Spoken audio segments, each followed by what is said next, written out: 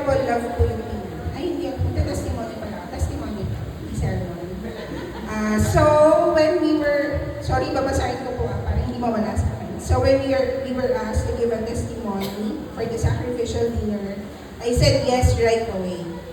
Alam niyo po, sa lahat ng ginawa ni Lord sa buhay ko, sa buhay namin, this is the only way I can think of to thank God, to share His wondrous works to my families and friends, and to let them believe in miracles. Sabi ni Kuya Harold, there's an allotted time for testimonies. We were only given 15 minutes each. That's all. 30 minutes, I think 15 kami ni Isa. Yan. Joke lang po. The theme is indescribable love. How can I connect this to my testimony? I want to talk about God's perfect timing and provision. Paulit-ulit naman namin sinashare how God works in my body during times na nagpe-pray kami for a baby. Kung naalala pa po ninyo, it took us 3 years to bear a child. Imagine 2 OBs, OB-GYN po, told me that I cannot have a baby. We even had fertility workups. Pero hindi pala siya mura and hindi siya covered ni HMO or ng health card namin. So we stopped. I have PCOS, so hindi ako talaga nagkakaroon. As in, totally none. The women know about this. Pero for men, let me explain, na kapag hindi nagkakaroon ang girl, meaning no ovulation, no egg to fertilize, hindi mabubuntis. Yung timetable, bigay ko po sa inyo. July 2012, kinasal kami. January 2013, curious na kami, ba't hindi pa kami nagkaka-baby? Hindi naman kami nag-family planning or what. So we went for fertility workups nga. January 2015, nawala ng work si Isra. So siya yung house husband during that time. After 3 months, March 2015, nagkaroon siya ng work sa Makati Med. And then, after 6 months, na-regular siya. After 6 months, September 2015, pag-check ko ng pregnancy test, nag-positive. Yung timing, kaka-regular lang ni Israel ng September 2015. Just in time to avail the benefit of being a Makati Med employee. Free check-ups niya and free check-up ng buong family.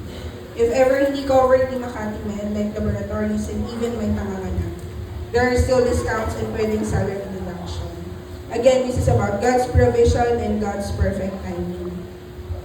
Since hindi din naman naging madali yung work ni Isra sa Makati Med, he decided to resign. Sabi namin, ako, wag na tayo mag-baby Mahal ang panganganak doon, CS pa ako. We also told my OB about our plan. So I was given pills to treat my PCOS and for family planning. So nawala na sa isip namin na mag-baby ulit. So nawala yung worry namin as years have passed. Until one day, bigla nag-message si Mama na kailangan niya maglipat. That was September 2019. We needed to go to Cambodia. Kailangan niya mag-move sa current house and transfer to another one. Siya lang po yung mag-isa at that time. My dad had just died early that year. Yeah, wag kang ganyan.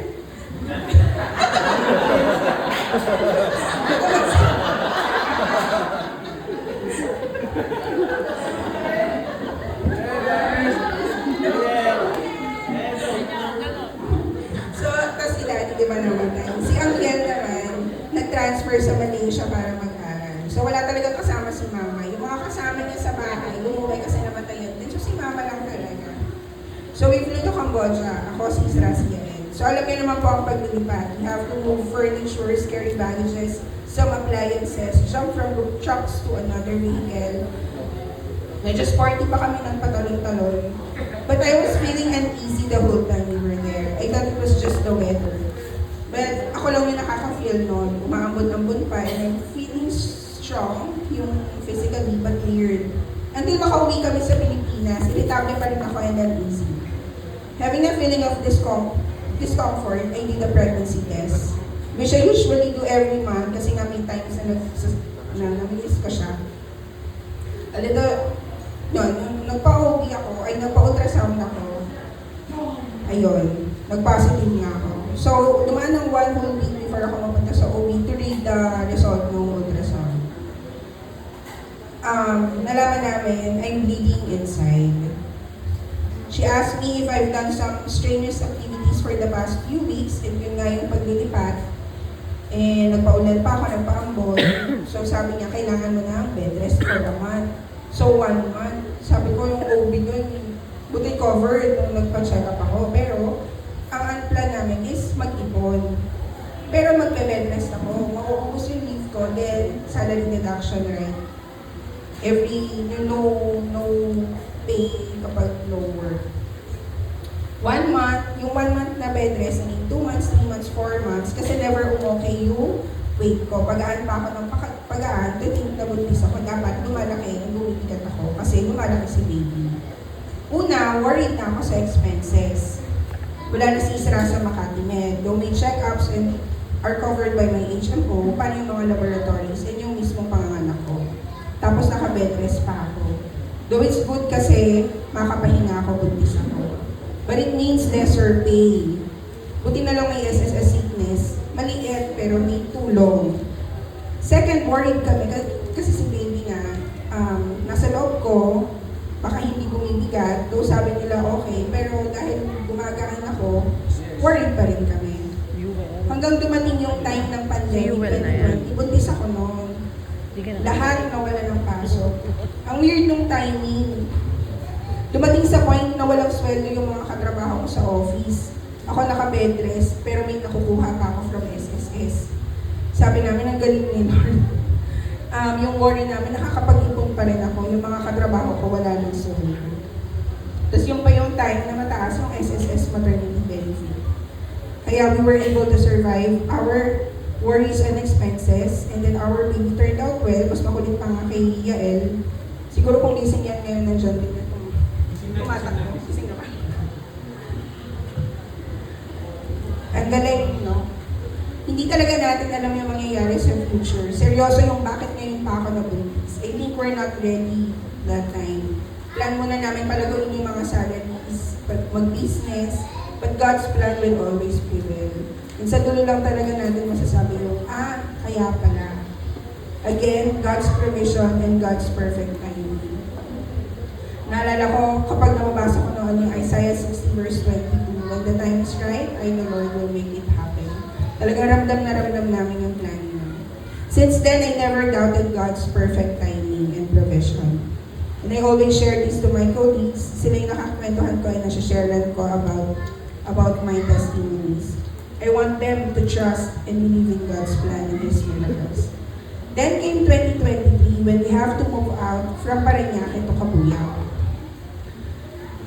Far from everyone, far from our comfort zone. Hindi ako Not literally started from scratch, pero we were like aliens there. Kinakapay lahat. Palengke school, walang bilihan, groceries, church, friends. Nag-resign pa ako sa work. Late 2023 when I started feeling sick and ignored it. Kasi sabi ko, God will not forsake me. Nagawa niya na to. Gagaling din ako. Actually, meron ako. Actually, inuna ko yung kids sa Israel. As in, non-stop ang illness sa bahay, simula nung lumipat kami, paikot-ikot yung sakit. And yung malala was October 2020, lahat sila may sore eyes at sakit. Ako lang yung wala. Pero nung nagkasakit ako na yung hindi gumaling. So alam na po ninyo yung nangyari, right? 2024, nalaman ko na may sakit ako. Kala ko nga, TB, umiiyak na ako. Pero after the fine needle aspiration, or what we call the needle biopsy, yung tutusukin yung kung nasan yung kulani, to get cells from the kulani. Kala ko malalaman na yung sakit. But it turned out possible, classic Hodgkin's lymphoma or yung cancer ko. Possible pa na unconfirmed, hindi nila masabi kung yun talaga. Nung sinabi sa amin yung result, medyo tahimik ako, skeptic, hindi ako madali kasi maniwala. Medyo, ito ba? Hindi ba infection lang, baka mali, kasi nga unconfirmed. But I was referred to have VATS or the video-assisted thoracoscopic surgery. Kasi instead na cell lang, dapat makuha yung buong kulani. And yung pinaka-accessible na kulani is kadikit yung sa akin, kadikit ng main artery ko sa heart, yung nasa likod ng sternum. Yung sternum po is yung buto dito sa gitna. So, kailangan siyang sukitin, parang gano'n. Complicated daw yung gagawin, hindi siya madalang pilit. Hindi ko na-gets nung una, basta umiyak ako. Sabi ko naman, why? Ngayon meron ng how. So need namin ang mga opinions from doctors with same and different specialties. Lahat pinakinggan namin. Lahat in-explain na namin ang situation ko. And hanggang sa final say ng doctor from the lung center, we really have to undergo VATS. Yung why, sabi namin, if ito yung plan ni God, go, lalo na si Isra. Kung pagaling lang din naman ang gusto natin, go. Ang question na lang is how. The VATS alone costs 300 to 500,000. Professional fee is 50% daw nun. Tapos anesthesiologist fee pa, and yung room pa na dapat private, and I have to stay there for 5 days or more. Tapos pagkain pa ng bantay, mas mahal siya. Pero alam niyo yung tumutulong sa amin sa expenses sa lung center, totally, hindi ko kilala. Hindi ko kilala talaga. Sila yung unang lumapit kay mama. Sabi niya, uy, hindi ko alam kung saan din nila narinig, basta lumapit sila kay mama. So, si mama sabi niya, hindi ko rin sila masyadong kilala. Parang nakasama lang one time sa mga conferences or madalas sa conferences, hindi nga naman talaga nakakausap. Hindi ko alam kung ba't sila unang nag-message, saka tumatawag. Sabi ko, totoo ba? So, a little skeptic again, bilang ugali ko talaga yung hindi kagad, totoo ba? Totoo ba ito? Hanggang ma-realize namin na, totoo nga, ang laki ng tulong nila. Pati yung taong tutulong sa akin, pinoprovide ko Lord. Need ko mag-PET scan ng chest x-ray sa NKTI. Ang cost niya, tulong lang din sa akin. Nila. Nung makuha ko yung result at makita na need talaga ako i-VATS or yun nga yung VATS na operation, nag-raise sila para sa pang-VATS ko. Hindi na kasi ito yung time na hindi na ako makagalaw. Parang lubog yung feeling na, bakit? Paano pa tayo survive? Bakit ganito yung nangyayari? Bukod sa expenses sa hospital, kaya ayoko ma-operahan is because nga yung operation is yung procedure nga yung may tube na may camera, i-insert sa tagiliran ko para makuha yung buong ko namin. Para makadaan yung tube, kailangan i-collapse yung right lung ko. So, titigil mag-work yung right lung. Lungs. Lang na lang. Wang na lang. Sa lang. Medyo mahirap daw to para sa may asthma na kagaya ko. Also mahirap dahil nakatikit sa artery ng heart. Nasa ilalim ng sternum or yung buto ng rib. So ayun nga complicated. Pangalawa, wala kang iyaya. Paano mga anak namin? 5 days yun. Hanggat maaari, ayoko maiwan yung dalawa. Pero paano kung maoperahan ako, hindi sila pwede sa ospital. Ang tagal namin pinag-pray to, alam to ng lahat, lalo na yung Maya. Lagi ko sasabi, hindi ako maoperahan. One time, basta nakakausap ka na sabi ko, hindi, prayer ka talaga, hindi ako maoperahan. Tapang ko. Sabi, hindi ako maoperahan, hindi kami papahiya ni Lord. Tapos, dumating na yung point na yung schedule na ako. Sabi ko, Lord, kala ko hindi mo ako papahiya, hindi mo kami papahiya. So, na-schedule na ako, June 3, Monday. Nakaready na kami, si Isra nagpaalam na sa office. Hinatid na namin yung kids at yung buong cabinet namin sa multi. Yun sila magsistay. Dala na namin yung 5 days namin sa hospital, 5 days sa hospital. Instruction is, sabi ng doctor, one last check-up before admission. Bago kita operahan. So pagdating namin, the doctor was checking the papers again. He said, he'll check any possible notes again. So nakaupo lang kami sa harap niya. Tapos yung doc sabi niya, check natin. So hinawakan niya yung leg ko.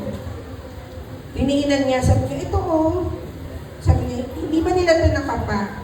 Actually, medyo proud siya pinagsisigawan yung, hindi ba nila ito nakapa? Kasi ilang doktor ang nagkapa sa leg ko. 2 doktor sa Calamba, isang doktor sa Philippine Heart Center, isang doktor sa Lung Center. Pero wala silang nakapa. Ibang doktor sa Lung Center yung nakakapa nito. Siguro napansin ng doktor yung itsura namin confused. Totoo ba? Parang totoo ba, doktor yung nakakapa ka? Sabi niya, hindi na to need ng VATS, hindi na need operahan. OPD na lang yan. Nila-schedule na kita. Grabe, yung tenga ko nagsara. Wala na akong naiintindihan next. Puro thank you Lord, grabe. Grabe magpakabasi Lord. Sinagad niya kami pagdating sa timing. Basta ang naalala ko, pumasok yung secretary. okay na po sa operation, sabi niya, sa OPD. Kukunin na yung kulani mo sa June 7, Friday. So, Monday kami na diba? June 7, Friday. Tapos lakad na kami pabalik sa sasakyan. Umiyak na ako, naglalakad pa. Hindi ko naman bigyan. Sabi ko, Lord, thank you, Lord, thank you. Pagdating sa sasakyan,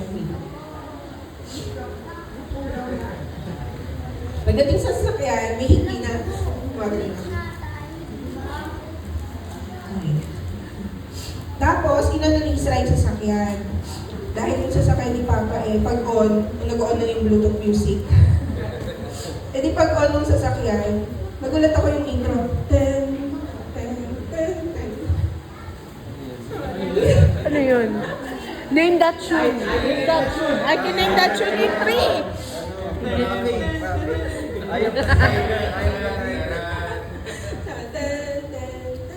Sabi ko, Lord, ano ba to? Ito ba yung favorite song ko? Tapos ayun na, kumanta na, ano kanta? With all I am. Yung start ko, ayun na. Alin lang, sinulat ko yun. Into your hands, I could be with all I am for you. Yun ang gumawa na ako. Sabi ni Isa, si Lord to, sinasabi sa atin ang gawa niya. Yun nangyari. It was Him telling us na siya ang may gawa nito.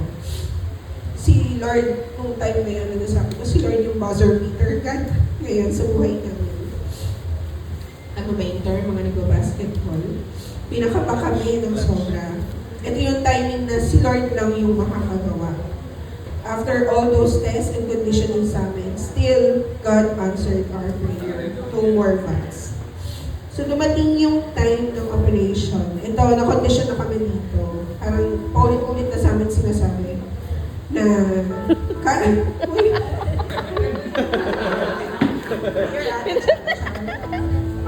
Sabi, the notes might really be cancer. So, maraming beses na sa amin sinabi ito. Uy, wala ka dito. Hanggang nag-wait kami sa result and ni-refer sa yung oncologist pa. Everything was set. Parang ang bilis ng pangyayari, schedule ng chemo, one day lang po nun yung OPD, pupunta, iki-chemo for 4 hours.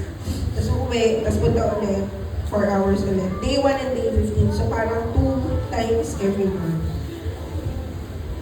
Hindi ko pa alam yung magiging effect nun sa body ko. Yung mga tumulong sa akin, hindi lang finances, pati emotional and moral support. Yung isa nagka-cancer na, yung isa naman, may nanay na nagka-cancer. So sila yung tumutulong sa akin.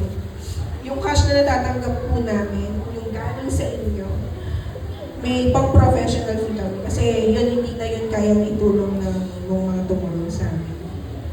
Tsaka pangkain ng bantay ko. Thank you po. Pangkape. So, let's talk about timing again. Di ba wala nga po kami niyaya? Biglang may dumating.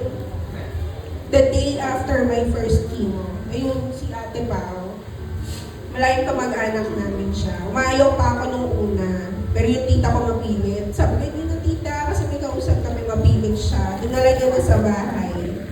Tapos ayun, hanggang ngayon kasama pa rin namin siya. Mahaba pasensya sa mga bata, and Christian din siya. Alam ni Lord na darating sa point na magiging intensive or tataas yung treatment ko sa cancer. Yung dating pa one day ko, nagkaroon ako ng confinement. Di ba po parang nagkaroon ako ng maraming kachichas sa katawan. Ito yung mga marks ko sa katawan.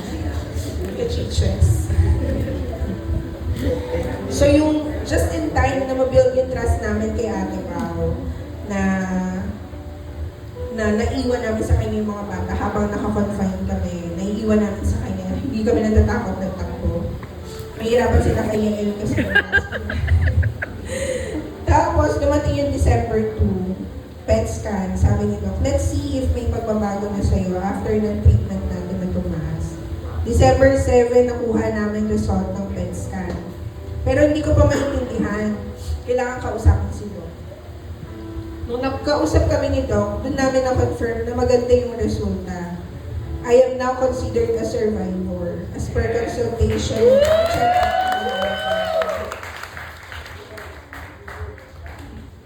Wait lang, nawawala yung staff.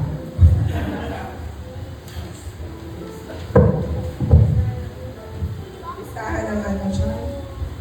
Di ko alam what else is in store for us. All I know is that God has planned everything for us in our lives. Minsan na pangungunahan tayo ng worries or kaya naman yung sobra-sobrang planning natin for the future. Aww. Thank you. Di ba ako tapos mga kaunti na lang. So, nangyaring to sa amin. Sa akin. Yung worries namin. Worries lang for a while. Then masasabi ko na lang, God is in control. If we cannot control it, si Lord na bahala. If may problem na hindi kaya i-resolve, kung may kumakaaway sa'yo, pag-pray mo. Wala na talaga akong doubt kay Lord. Kasi hindi katulad dati na, bakit Lord, ba't nangyayari? Nawala na lahat yun. No doubt, God answers our prayers. Lalo na kapag sama-sama mo nag-pray for them. Thank you, Lord, for hearing our answered prayer. Sabi nga sa Matthew 19:26, with men, it is impossible, but with God, all things are possible. Amen. Salamat, friends! PCMC, World of the Day, newfound friends in our families. To God be all the glory.